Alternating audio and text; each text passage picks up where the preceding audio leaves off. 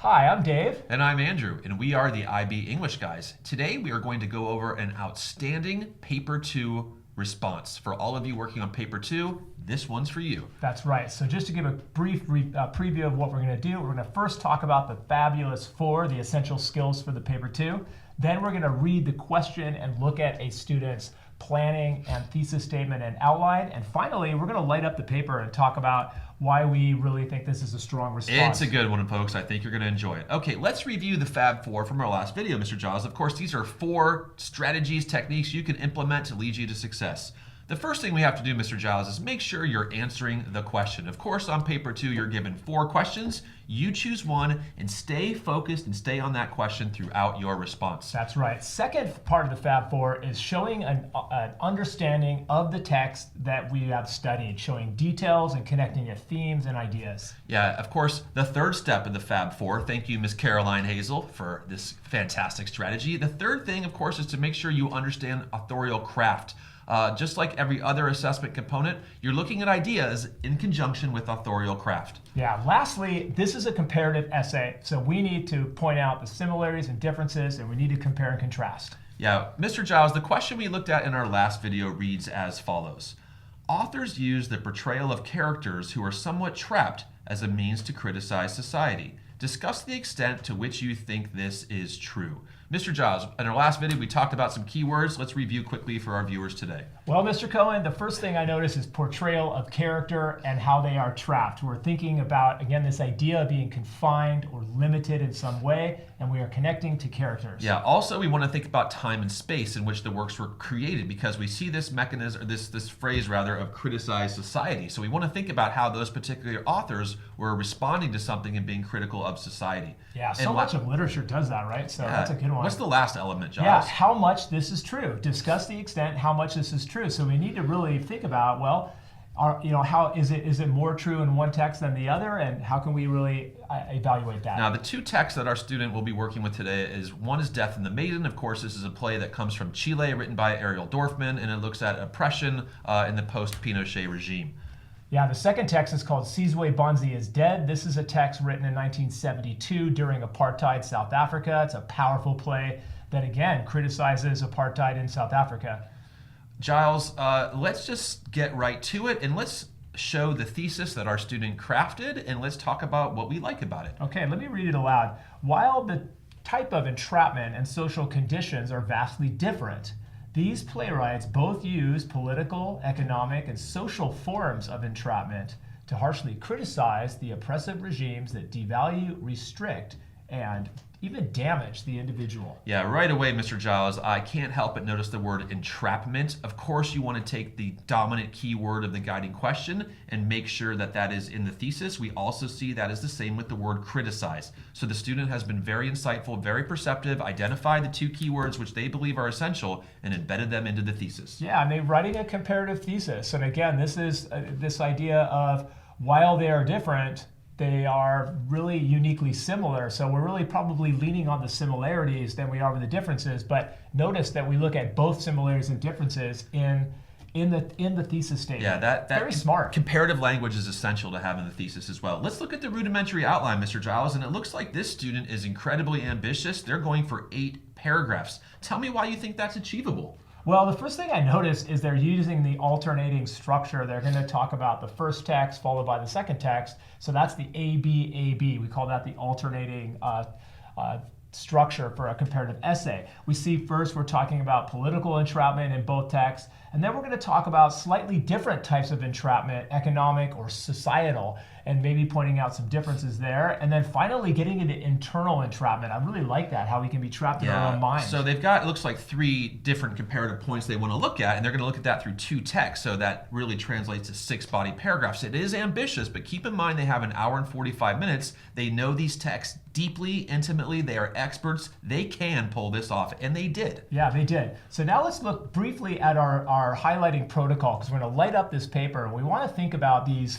These again should be similar if you followed our videos before. The first thing is in blue, we see the textual references. To me, this is going to connect directly to criteria A, how well you understand the play and how well the references help to answer the question. Yellow are the literary or authorial choices. that connect to the author's choices. And we're thinking about that. And finally, the orange is the author and audience or reader connection. We like that. Yeah, thinking about criterion C, which is all about focus, we want to make sure we maintain focus on the keywords of the question and embed those in response. We highlight that in green. As Mr. Giles says, this is a comparative paper, therefore you will need comparative language. We highlight that language in red. And because we want to really make sure our examiner knows we understand the time and space, we're going to embed any contextual elements in purple. Yeah, well, it's not a background paper, but we believe that knowing context is always important in our class. So again, think about these highlights and how they connect to the Fabulous Four. So let's light up the introduction and just talk briefly about what we see and a few points that we like. Yeah, Mr. Giles, right away, as the examiner, I deeply appreciate how they've really brought out those words criticize and trapped early in the paper, and they've just frame the entire paper through that lens. We see that in the beginning of the intro, and we see that in the thesis. So that establishes focus for me. Yeah, to me also, this is a very long introduction, but we see a lot of understanding here. We see a lot of connection to what's at the heart of these plays, but we're also paying attention to that thesis statement that we've already unpacked that ends the paragraph really nicely. So to me, this is a really strong handshake. And an interesting way to start the paper. Last thing to add, while I appreciate that large purple section that does indicate that they understand why these plays are important contextually, I might advise a student to try and embed some of that knowledge later in the body of the paper rather than try to load it up front, but it is nice in the introduction as well. Yeah, that's a good point. I do like how they've taken that context and connected it to the question of criticizing society, though. Yeah, so we're off and running. We're off and running, Giles. We are. Take me into the first body paragraph. What do you notice? Okay, so I noticed that the first topic sentence is talking about the characters in both plays, because this is going to be that similarity where we're talking about how they're both politically trapped. It could have been perhaps a little bit more comparative in nature, but I like that. And again, we see that this is a paragraph about the first text, Sizwe Banzi is dead, and it's giving examples about his political entrapment, focusing on the portrayal of the character. Yeah, and we bolded that word political to show that's the idea, the aspect they're on. I also noticed they have three really clear features. They're looking at the character of Sizwe, they're looking at symbolism in the play, and of course breaking the fourth wall is what makes this play so special, in my opinion, and they're going to talk about that as well. Yeah, Mr. Giles, one last thing. Go ahead. It's about the blue things. You don't need to memorize 100 quotations for your text. I think you can see that the quotations are short, they're brief, they're memorable, and they're used when they're appropriate, but references also just means examples and moments. So that's just a final point. Yeah, continuing down through the paragraph, Mr. Giles, we do see some more features and the concluding sentence with the words entrapment and criticize, again tied into the author in a comparative way. It really shows that the student has excellent understanding of those political ideas that shows trapping under an oppressive system. Yeah, the second body paragraph, notice that we have that comparative word similarly. So now we're going to transition to the next text. I think that's very important. We don't want to think in terms of comparison. Notice also there are a lot of embedded comparative ideas. We could see that the student is really, as they're talking about the second text, they're thinking comparatively. They're showing differences between the characters or similarities. And I think that is very wise because they're using the language of comparison. Yeah, I love these phrases. Unlike Sizwe, similarly, much like, vastly different than. These comparative phrases really, really help, Mr. Giles. Yeah. Shall we move on to the next body paragraph where we get into that economic and social trapping? Yeah, again, we're now thinking about that different types of entrapment. And again, we're talking about our characters are how they're seen. Now we're going to talk about this sort of economic entrapment in the first text.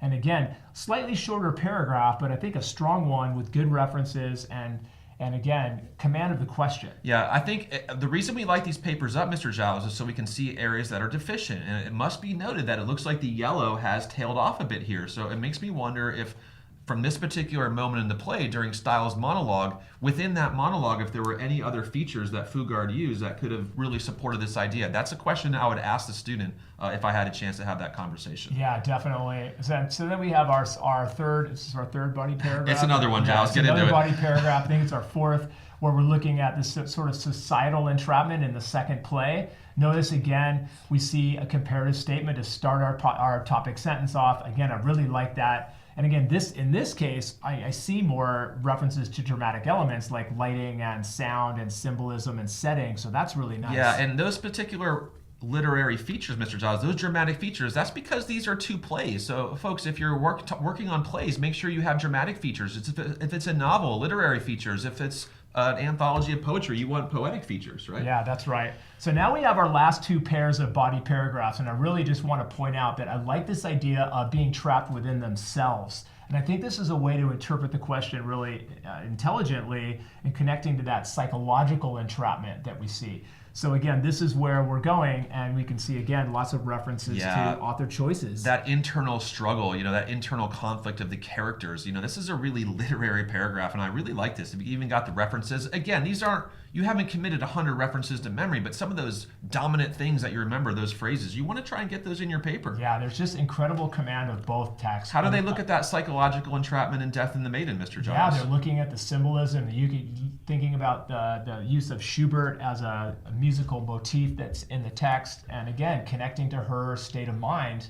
And I think this student came into this test with so much intricate knowledge and again, strong plan, produced a really excellent... Well, Mr. Giles, speaking of strength, I just love this strong comparative phrase. This is a stark difference from. I think that shows great conviction, shows great understanding, and shows great confidence as a writer. I think they really do have firm understanding of both of these plays, the characters, the dramatic features, and they do it in a really skillful and confident comparative way. Yeah, and finally, just again, a really strong sort of consideration of the conclusion of both plays, which is a kind of a logical thing to end with.